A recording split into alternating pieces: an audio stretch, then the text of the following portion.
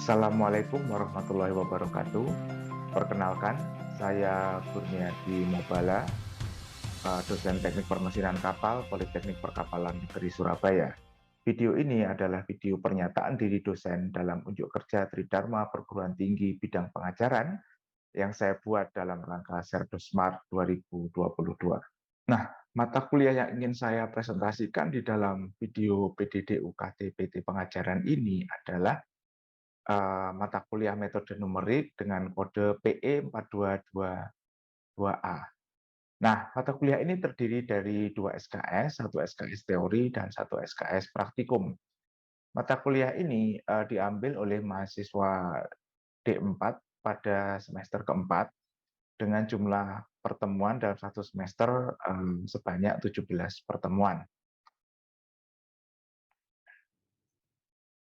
Nah, pada dasarnya mata kuliah ini berisi pengetahuan dasar tentang metode numerik yang relevan dengan bidang keteknikan, seperti misalkan metode pencarian akar, interpolasi atau pencocokan kurva, integrasi atau diferensiasi numerik, hingga pada puncaknya adalah mahasiswa belajar metode penyelesaian persamaan diferensial biasa maupun persamaan diferensial parsial dengan aplikasi pada persamaan-persamaan yang relevan dengan bidang keteknikan seperti persamaan getaran, persamaan perpindahan panas, maupun persamaan aliran fluida yang sederhana. Nah, dari sisi skill, kuliah ini akan membekali mahasiswa kemampuan mengimplementasikan metode numerik tersebut menggunakan bahasa pemrograman Python, serta kemampuan untuk melakukan analisis dinamika fluida komputasional secara sederhana menggunakan perangkat lunak berbasis open source, yaitu Salome, kemudian OpenFOAM, dan ParaView untuk post processing. Nah, capaian pembelajaran mata kuliah ini adalah mahasiswa mampu menjelaskan dan menerapkan berbagai metode numerik untuk menyelesaikan permasalahan-permasalahan keteknikan, utamanya penyelesaian persamaan diferensial biasa, persamaan diferensial parsial, yang menjadi persamaan atur berbagai sistem teknik dengan bantuan komputer. Jadi, berbagai metode tadi nanti kita akan yang kita harapkan dari mahasiswa adalah mahasiswa mampu menerapkan berbagai metode tadi untuk menyelesaikan permasalahan keteknikan. Nah, dan dengan bantuan komputer, artinya mahasiswa diharapkan mampu memprogram atau mengoperasikan perangkat lunak yang sudah ada dalam menyelesaikan permasalahan-permasalahan keteknikan tersebut menggunakan metode numerik. Nah, jadi aplikasi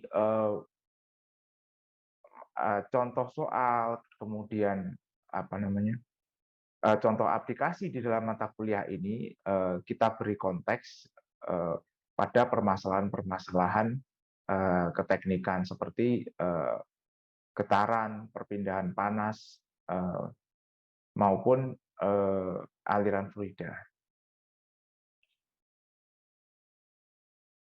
Nah, ini ruang lingkup materi dari kuliah ini. Di minggu pertama, mahasiswa akan belajar tentang peran metode numerik di dalam bidang keteknikan. Pada dasarnya, metode numerik merupakan salah satu dari pilar dalam bidang keteknikan. Salah satu pilar utama metode penyelesaian masalah dalam bidang keteknikan selain metode analitik dan metode eksperimen. Nah, di sesi praktikum, mahasiswa akan mulai mempelajari berkenalan dengan bahasa pemrograman yang kita gunakan. Kemudian di minggu kedua, mahasiswa akan mendapatkan materi tentang teori pendekatan dan error atau galat. Nah, karena metode numerik ini pada dasarnya adalah metode pendekatan, pasti ada error di dalam aplikasinya. Nah, pemahaman tentang teori error ini akan membantu mahasiswa dalam menerapkan metode ini dengan benar. Nah, di sesi praktikum, mahasiswa mulai melakukan pemrograman secara hands-on menggunakan bahasa pemrograman Python, dan tools yang kita gunakan adalah Jupyter Notebook. Jupyter Notebook ini memungkinkan mahasiswa untuk melakukan pemrograman sekaligus menyusun laporannya di dalam satu dokumen. Nah, di minggu selanjutnya materi selanjutnya adalah metode pencarian akar persamaan di sesi teori, dan di sesi praktikumnya mahasiswa akan mengimplementasikan metode yang sudah dipelajari di sesi teori. Nah, metode pencarian akar persamaan ini biasanya aplikasinya adalah pada pencarian sifat-sifat fluida seperti massa jenis, kemudian tekanan, ataupun temperatur menggunakan persamaan tingkat keadaan. Nah, biasanya tantangan yang paling besar itu apabila kita menghadapi persamaan tingkat keadaan gas nyata yang tidak bisa dibalik persamaan secara analitik, sehingga harus digunakan metode pencarian persamaan. Di minggu keempat, kita akan memberikan materi tentang interpolasi dan curve fitting. Ini sebenarnya aplikasinya banyak di dalam pengolahan data eksperimental. Nah, kemudian di minggu kelima kita akan memperkenalkan metode penyelesaian sistem persamaan linear. Nah, materi ini merupakan landasan bagi materi-materi yang lain di minggu 9 sampai dengan minggu ke-16. Karena metode-metode numerik yang untuk penyelesaian persamaan diferensial biasa maupun diferensial parsial ini nanti membutuhkan penyelesaian sistem persamaan linear. Jadi materi di minggu kelima ini merupakan landasan untuk materi di minggu-minggu selanjutnya. Nah, di minggu ke-6 kita akan memperkenalkan metode integrasi numerik yang biasanya kita gunakan untuk menghitung parameter-parameter seperti gaya dan lain sebagainya dari tekanan. Nah, di minggu ke-7 kita akan memperkenalkan metode diferensiasi numerik. Nah, dua materi ini sebenarnya juga merupakan dasar untuk materi di minggu selanjutnya. Di minggu ke-8 kita akan menjalankan evaluasi tengah semester ETS atau UTS. Kemudian setelah itu di minggu ke-9, pertemuan ke-9 dan sampai ke-10, kita akan mempelajari metode numerik untuk penyelesaian persamaan diferensial biasa, seperti metode Runge-Kutta dan ataupun metode multistep. Nah, di minggu ke-11 sampai 13 kita akan menyampaikan materi tentang metode beda hingga atau finite difference method untuk persamaan diferensial parsial, baik itu persamaan parabolik, hiperbolik maupun persamaan eliptik. Nah, untuk materi minggu ke-9 dan ke-10, contoh kasus yang kita gunakan adalah contoh kasus getaran. Dalam hal ini bisa getaran mesin atau getaran pipa. Jadi persamaan yang kita selesaikan itu adalah persamaan dinamika benda tegang seperti itu. Nah, di minggu 11 sampai 13 nanti kita akan memperkenalkan sebagai studi kasus itu adalah perpindahan panas dua dimensi. Jadi kita akan menyelesaikan persamaan perpindahan panas dua dimensi. Nah, untuk persamaan parabolik, studi kasusnya adalah perpindahan panas steady state. Untuk hiperbolik itu adalah perpindahan panas transient. Nah, kemudian di minggu ke-14 sampai ke-16, mahasiswa akan berkenalan dengan metode volume hingga atau finite volume method. Tapi titik tekannya bukan di aspek teoretiknya, bagaimana menganalisis metode tersebut, bukan, tapi bagaimana mahasiswa menggunakan perangkat lunak yang sudah ada untuk melakukan analisis aliran fluida secara numerik dengan benar. Nah, di minggu-minggu ini kita akan memperkenalkan konsep penting kepada mahasiswa, yaitu konsep tentang validasi metode atau model numerik simulasi dan konsep grid independence atau merdeka mesh, begitu ya, merdeka grid. Jadi hasil simulasi menggunakan metode numerik seperti ini biasanya akurasinya tergantung kepada ukuran atau jenis mesh yang kita gunakan. Nah, kita harus melakukan analisis grid independence untuk menjamin bahwa akurasi metode yang kita gunakan atau model numerik yang kita gunakan tidak lagi tergantung kepada jenis atau ukuran ukuran grid yang digunakan di dalam simulasi. Nah, moda perkuliahan karena kuliah ini dilangsungkan dalam masa pandemi dan kita mulai mengadopsi sistem daring. Materi teori itu disampaikan secara asinkronus melalui LMS Politeknik Perkapalan Negeri Surabaya di LMS PPNS SID. Nah, nanti di bagian belakang video ini kita akan memberikan cuplikan bagaimana mahasiswa mengakses materi di dalam LMS tersebut. Lalu kemudian untuk materi praktikumnya itu terbagi dua, tutorial pemrograman kita masih menyampaikan secara asinkronus melalui LMS. Lalu kemudian untuk sesi responsi atau diskusi kita lakukan secara sinkronus menggunakan online meeting platform seperti Zoom atau Google Meet. Nah, metode pembelajaran yang kita gunakan untuk materi teori dan tutorial kita gunakan metode ceramah, kita merekam video, kemudian video ini diunggah ke LMS dan juga diunggah ke video sharing platform yang lain seperti YouTube, agar mahasiswa dapat mengakses materi ini secara mandiri dan mengulang aksesnya sesuai dengan pace masing-masing sampai mereka merasa pemahaman mereka cukup. Kemudian untuk materi praktikum pemrograman, kita juga merekam demonstrasi atau tutorial pemrograman yang kita kemudian unggah ke LMS dan ke video sharing platform seperti YouTube.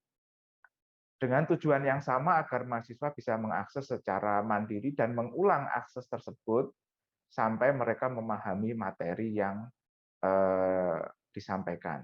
Lalu di sesi responsi kita mengadakan diskusi secara sinkronos untuk address gitu ya permasalahan-permasalahan yang dihadapi mahasiswa di dalam mempelajari materi teori maupun mengimplementasi atau implementasi di dalam praktikum pemrogramannya. Nah, penilaian kuliah ini terbagi menjadi dua, yaitu penilaian aspek teorinya atau aspek knowledge-nya, berupa yang pertama ada daily assessment, yaitu penilaian yang kita lakukan setiap selesai pertemuan. Jadi setiap mahasiswa selesai mengakses materi di LMS, mahasiswa diharuskan untuk mengerjakan kuis via LMS yang kemudian yang di soal-soalnya itu terkait dengan materi yang diberikan. Kemudian kita juga mengadakan evaluasi tengah semester berupa ujian tulis dan evaluasi akhir semester berupa ujian tulis. Nah, aspek praktisnya atau aspek skill dari kuliah ini kita membuat daily assessment berupa tugas mingguan, yaitu tugas pemrograman, di mana mahasiswa harus mengimplementasikan metode numerik yang materi metode numerik yang dipelajari pada minggu tersebut. Selain itu juga ada tugas tulis untuk beberapa materi awal yang disubmit juga via LMS. Nah, untuk evaluasi tengah semester mahasiswa kita berikan sebuah tugas pemrograman yang bobotnya itu lebih besar daripada tugas mingguan. Mungkin ini butuh waktu yang lebih lama dan kemudian mahasiswa diminta untuk mempresentasikan hasil pengerjaan tugasnya. Demikian pula untuk evaluasi akhir semester, mahasiswa diminta untuk menganalisis satu kasus aliran fluida yang relevan dengan bidang profesinya, dan kemudian diminta untuk mempresentasikan hasil dari analisis tersebut. Berikut adalah cuplikan kegiatan pembelajaran asinkron via LMS.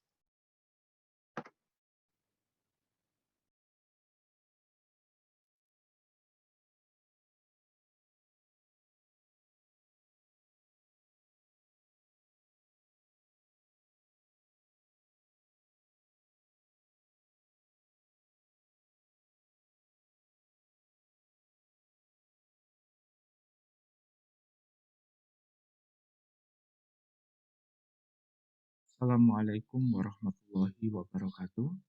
Selamat datang di kelima kuliah metode numerik E4222 untuk E4TP. Pada pertemuan kali ini kita akan membahas tentang metode numerik untuk melakukan integrasi. Nah, saya sudah mengunggah video berisi penjelasan materi ke link YouTube yang ada di halaman ini. Jika Anda ingin menyaksikan video tersebut melalui LMS, silahkan menuju ke slide selanjutnya.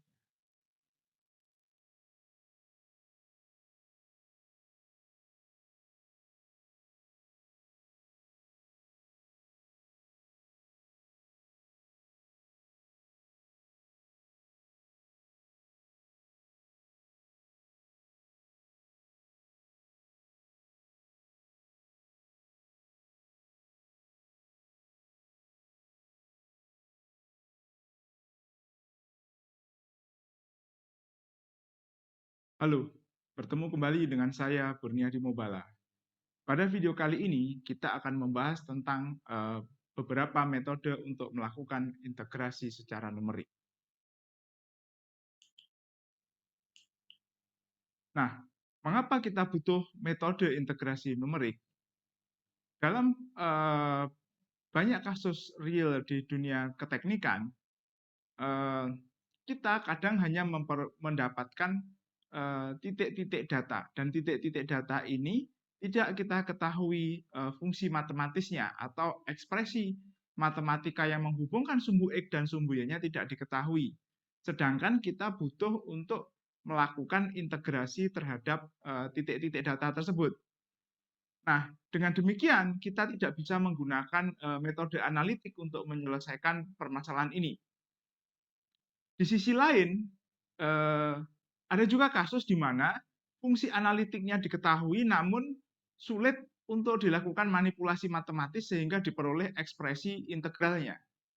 Sehingga kita membutuhkan metode numerik yang dapat kita gunakan untuk mengevaluasi integral tanpa harus menurunkan ekspresi fungsinya.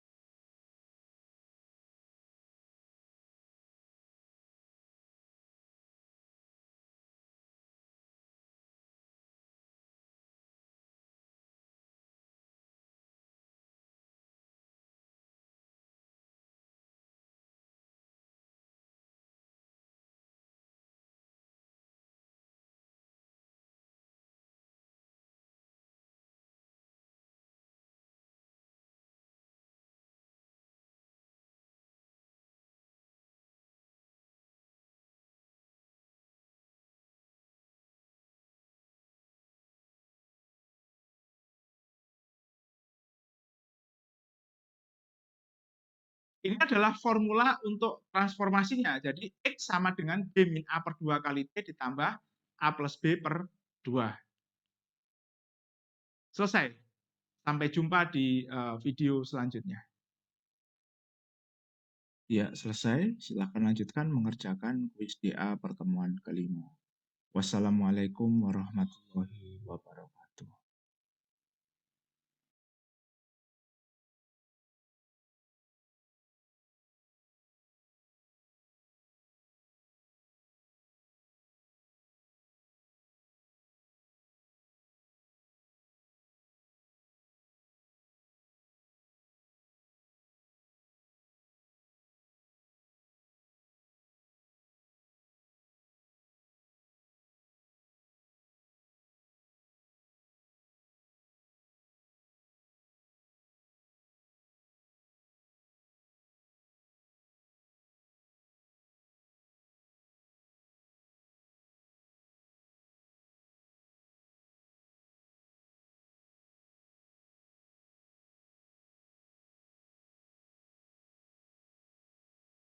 Berikut adalah cuplikan kegiatan pembelajaran sinkron, di mana kita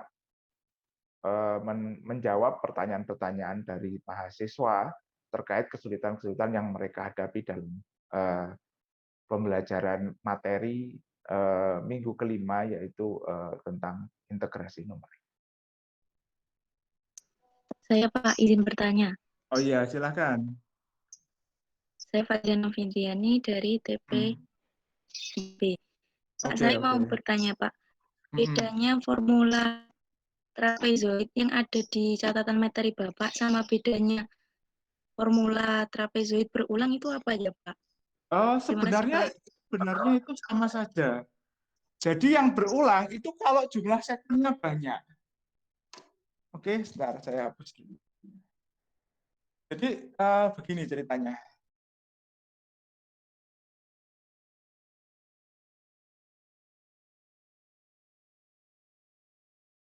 Oke, yang ini ya, betul. Yang berulang ya. Iya, jadi kan gini idenya. Kenapa kok itu yang formulanya seperti itu ya? Kan begini nih. Jadi kalau misalkan begini, saya punya fungsi katakanlah begini ya. Ini mau kita integralkan terhadap misalkan ini X gitu ya, ini F, ini kita bagi segmennya seperti ini.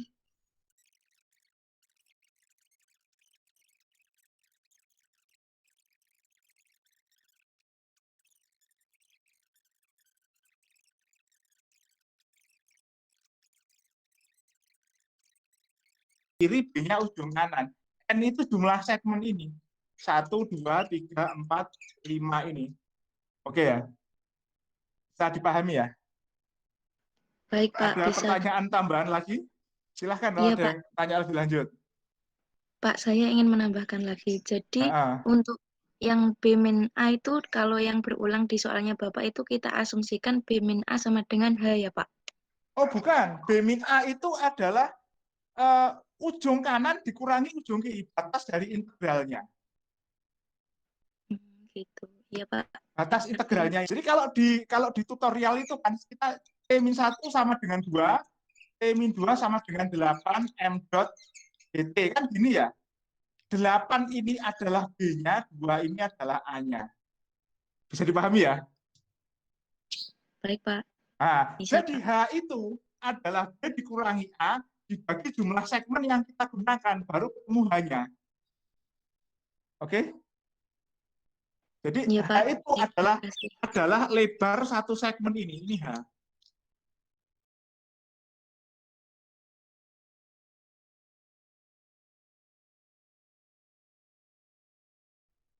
Bisa dipahami kira-kira? Bisa Pak, terima Ya, kasih. oke. Ada lagi? Ada pertanyaan lagi? Silakan. Izin bertanya lagi, Pak. Ya, silakan. Ini mengenai ini, Pak, yang metode berulang, metode Simpson 3/8. Saya masih bingung yang ini, Pak, kan itu di fungsinya kan ada 3 sigma I0 sampai N/3 min 1. Nah, itu kan F-nya itu ada yang I, J, sama K kan, Pak. Nah, itu maksudnya gimana ya, Pak? Oke. Yang Simpson 3/8 ya? Iya, berulang. Ulang Simpson 3/8. Nah, IJK. Oke. iya, Pak. Jadi begini. Ini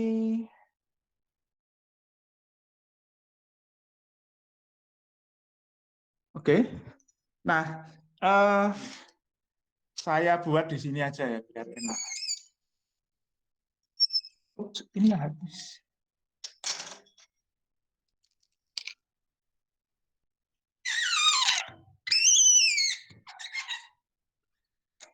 Oke. Nah, jadi katakanlah ini begini dari sini. Oke. Saya mulai dari 0 aja ya biar seragam dengan di ini misalkan X5. Jadi mulainya dari 0 ya, bukan dari 1.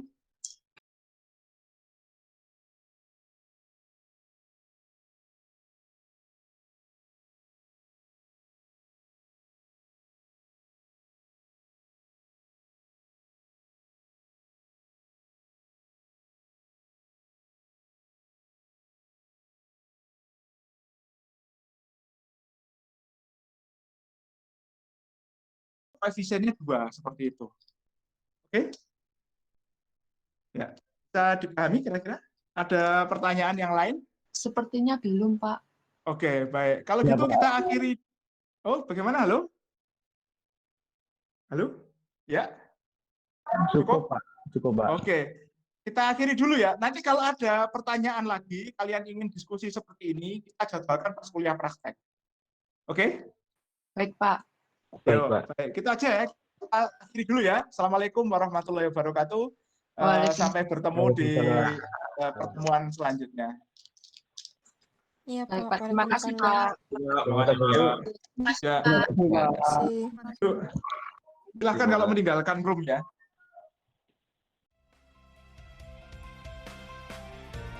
Demikian video PDD UKTPT kami dalam bidang pengajaran. Sampai jumpa. Wassalamualaikum warahmatullahi wabarakatuh.